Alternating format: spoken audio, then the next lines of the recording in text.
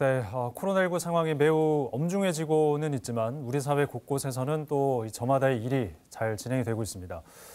지난 월요일부터 부산에서는 의미 깊은 행사가 열리고 있습니다. 물론 대부분의 행사들이 온라인이나 비대면으로 진행이 되고 있습니다만 국내외 전문가들이 과학, 산업, 또 기술, 정책 등 분야별 현안들을 논의를 하고 있는데 그 공통 주제가 바로 북극입니다. 모레 금요일까지 진행이 되는 2020 북극 협력 주간을 맞아서 극지연구소 신형철 부소장과 함께 관련 얘기 나눠보도록 하겠습니다. 예, 부소장님 어서 오십시오. 네, 안녕하세요. 저희가 사회적 거리두기 강화 주간은 요즘 굉장히 익숙하게 듣고 있는 그런 상황인데 북극 협력 주간 아마 많은 분들이 좀 낯설어 하실 수도 있을 것 같습니다. 어떤 행사인지 소개를 먼저 좀 해주시죠. 매년 말씀하신 것처럼 매년 12월 초 이맘때 국내외 북극 전문가들이 과학, 정책, 산업과 경제, 문화와 소통에 관해서 모여 얘기한 자리고요. 굳이 비유를 하자면 북극 엑스포라고 할까요? 그 비북극권 국가 중에서 이런 행사를 갖는 건 우리나라가 유일한 경우인데요. 올해는 특히 말씀하신 것처럼 포스트 코로나 시대 북극 협력 어떻게 할 것인가 이런 주제를 가지고 얘기를 나눴습니다. 또 뭐 방역 조치를 지키면서 비대면 화상으로 진행을 했고요. 그 행사 이름이 북극 협력 주간이지 않습니까? 네, 맞습니다. 북극과의 어떤 협력에 대한 얘기가 또 나올 수 있을 것 같은데. 근데 극지라고 하면 북극도 있고 남극도 있는데 왜 북극인 거죠? 북극이 생각하시는 것보다 가깝습니다. 물론 이제 우리가 달나라도 탐험을 가지만 달나라보다 훨씬 가깝고요. 그리고 또 뭐 사하라 사막이나 히말라야 같은 데하고 비교를 하면 거리가 문제가 아니라 우리의 삶과 아주 가까운 곳인데 그런 의미에서 저는 북극을 우리의 뒷마당이라고 부르고 싶습니다. 북극에서 일어나는 변화가 우리 삶에도 영향을 미친다는 건데 예를 들면 지금 북극이 따뜻해지고 있다고 다들 얘기를 하거든요. 근데 빙하가 녹고 있다 뭐 이런 얘기죠. 근데 역설적으로 북극이 따뜻해지면 북극의 차가운 냉기가 북극에 갇혀 있지 못하고 그 중위도로 흘러나오는 거예요. 그러면 이제 그 혹한이나 폭설이 발생할 수도 있는 거죠. 그래서 북극 변화가 북극에서 끝나지 않고 지구의 다른 부분으로 밀려가서 파급 효과를 낸다고 얘기를 할 수 있겠습니다. 또 그리고 북극이 녹으면 얼음이나 얼어붙은 땅 밑에 묻혀 있던 자원들을 드러나게 하고 또 우리가 거기에 접근할 수 있으니까 미래 세대를 생각하면 이게 또 그때 가서 준비할 수 있는 게 아니니까 미리 연구를 해야죠. 그렇군요. 그 최근에 아까 말씀하셨듯이 올 특히 여름에 이상 기후들이 참 많았는데 그런 것들이 이제 북극의 어떤 기후 변화 이런 부분과 연관이 있는 부분이고 거기에 대한 연구도 많이 진행이 되고 있다라는 말씀이시죠? 네, 맞습니다.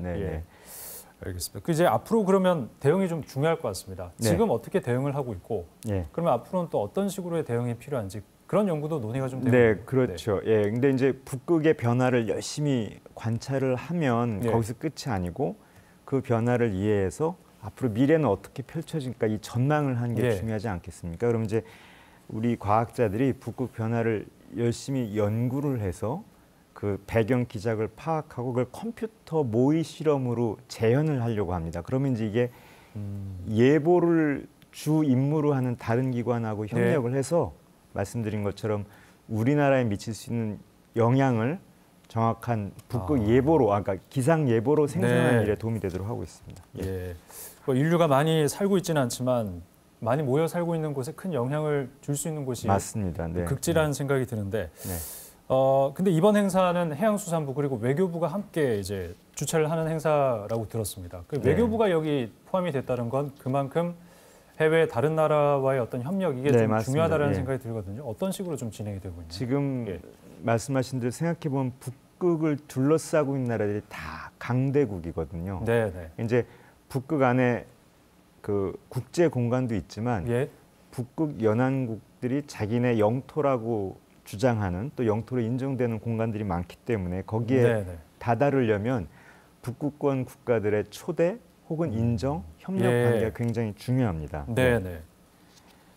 그래서 뭐 예를 들어서 우리가 이제 북극에 대해서 뭐 우리가 항로 얘기도 하고 그렇지 않습니까? 그러면 이제 그 항로를 가기 위해서 북극의 연안을 이동해야 되고 그러다 보면 이제 협력이 필요하죠. 그리고 뭐 만일에 있을 사고에 대비해서 더 안전하게 운항을 하고 또 혹시 모를 오염에 대해서 대비를 하려면 다른 여러 나라들과 힘을 합칠 필요가 있습니다. 네, 그럴 때 이제 그 해당 국가의 협력이 중요한 부분이 되겠군요. 예, 맞습니다. 혹시 네. 지금 그 북극 항로 말씀을 잠깐 해주셨는데 네.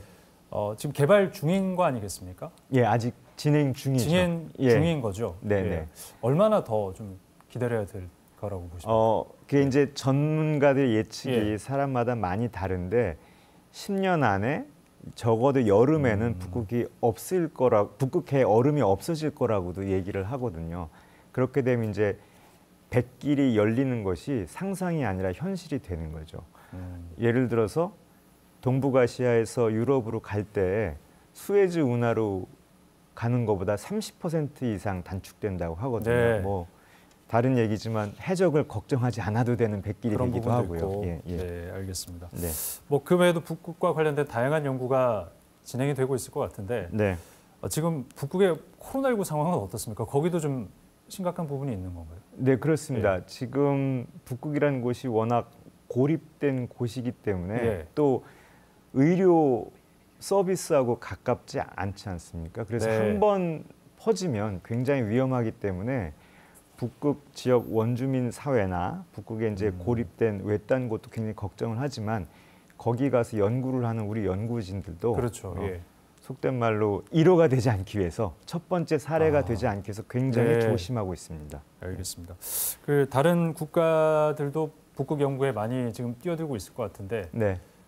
현재 우리 정부의 이 참여도는 어느 정도고 잘 하고 있는 건지 좀 알고 싶습니다. 예, 끝으로 간략하게 말씀 좀 정부에서는 부탁드리겠습니다. 의욕을 가지고 이제 예. 북극 연구에 또 남극 연구에 굉장히 많은 투자를 하기 시작을 했고요. 네, 네. 최근에 이제 그 국지과학 미래 발전 전략이라는 것도 내놨는데 거기 보면 우선은 우리가 지금까지도 남북극 연구를 열심히 해왔지만 우리의 활동 범위를 넓히고 역량을 강화한 게 굉장히 중요한 성분입니다. 예. 그래야 이제 가기 어려운 곳에서 자료를 얻을 때 우리나라 영향력을 확보할 수 있는 길이기도 하고요. 네. 그 중에 하나가 이제 차세대 쇠빙 연구선으로 접근하기 어려웠던 해역에 접근한 것도 포함이 돼 있고요. 네. 또 과학 연구에서 끝난 게 아니라 사회적인 효용을 다하고 또 어떤 분야에서는 실용적인 가치로 바로 전환하는 것을 내용으로 담고 있습니다. 네. 네. 오늘 저희가 북극 협력 주간을 맞아서 극지연구소 신영철 부소장과 함께 북극 얘기를 해봤습니다. 오늘 말씀 고맙습니다. 네, 감사합니다.